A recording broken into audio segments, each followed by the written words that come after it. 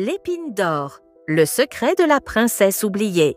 Conte original inspiré de l'univers des frères Grimm.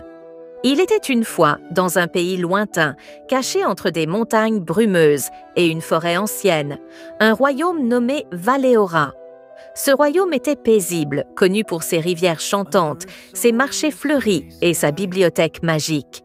Le roi Alaric, un homme juste mais grave, et la reine Iselda, douce et aimée du peuple, vivaient dans un château entouré de roses blanches. Mais leur cœur portait un vide. Après 12 années d'union, ils n'avaient toujours pas d'enfants. Un soir d'hiver, alors que la neige tombait en silence, une vieille mendiante frappa à la porte du château. Elle tenait dans sa main une chose étrange, une épine dorée, aussi fine qu'un cheveu. Elle s'approcha de la reine et dit d'une voix grave « Plantez cette épine dans la terre la plus pure du jardin royal.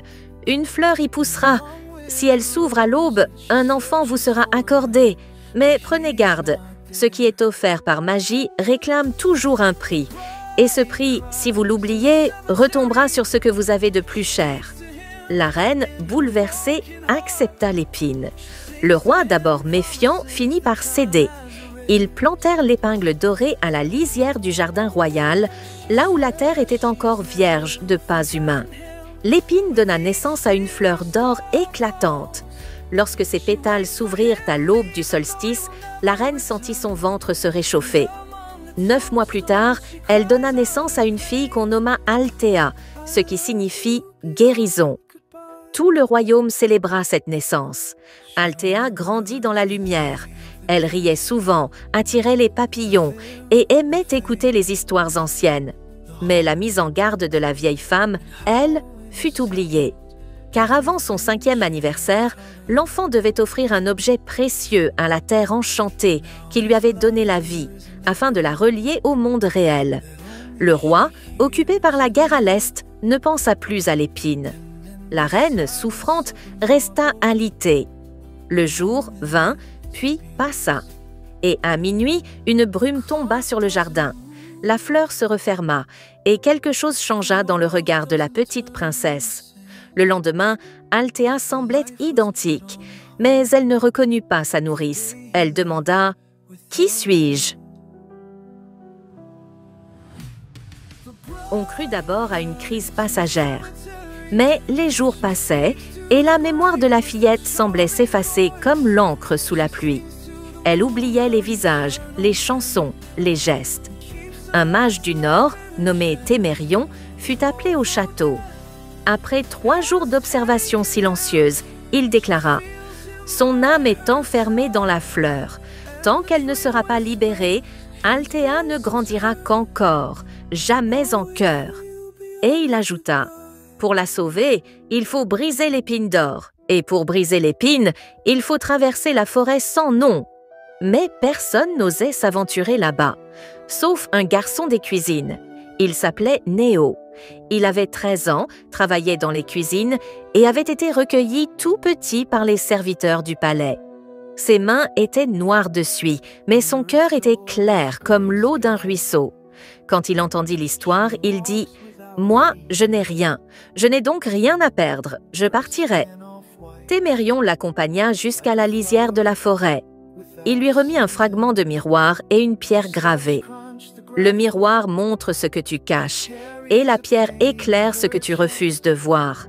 Tu en auras besoin. La forêt sans nom était sombre, remplie de ronces qui bougeaient, d'arbres au visage, de chants qui désorientaient. Mais Néo avança. Il affronte des illusions, ses peurs, sa solitude, ses colères. Il fut tenté de faire demi-tour, mais chaque fois, le souvenir du regard vide d'Althea le poussait en avant. Au 7e jour, il trouva la claire roche, le cœur de la forêt. Là, sur un autel, reposait l'épine d'or, devenue noire comme la nuit. Mais avant de la briser, Néo dut faire face à 3 miroirs. Le premier lui montra ce qu'il aurait pu devenir, un prince, un héros, adoré. Le second lui montra ce qu'il était devenu, invisible, sale, oublié. Le troisième ne montra rien. Il comprit alors ce que l'on devient dépend de ce que l'on choisit.